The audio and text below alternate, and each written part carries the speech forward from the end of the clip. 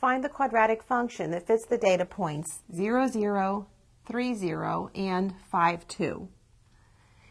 Let's start by thinking what we mean by a quadratic function. It means a function of the form f of x equals ax squared plus bx plus c.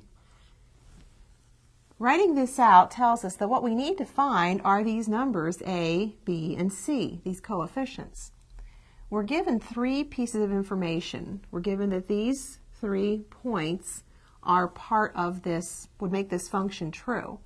So we can actually fill in for f of x and leave a, b, and c like they are.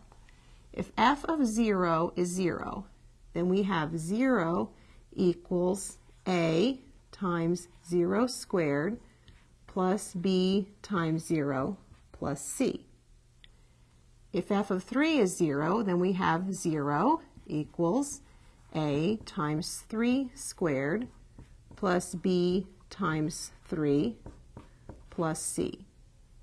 And if f of 5 is 2, we have 2 equals a times 5 squared plus b times 5 plus c. And what we really have now is 3 equations in 3 unknowns that we can solve.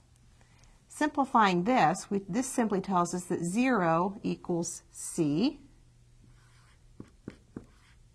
This tells us that 0 equals 9a, that's 3 squared a, plus 3b plus c. And this tells us that 2 equals 25a plus 5b plus c. Now, if we know that 0 is c, we can put 0 in for here. And that gives us equations 0 equals 9a plus 3b, and 2 equals 25a plus 5b. What you see here now is a system of 2 equations in 2 unknowns, a and b. If we solve this, we would find that a is 1/5, b is -3/5, and we can see from up here that c is 0. Now the very last step, since we're asked to find the function, is to substitute these numbers back in for a, b, and c in the general form of the quadratic function.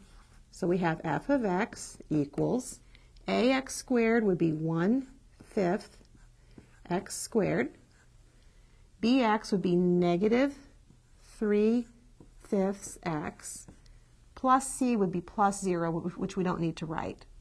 So this is the quadratic function that fits those data points.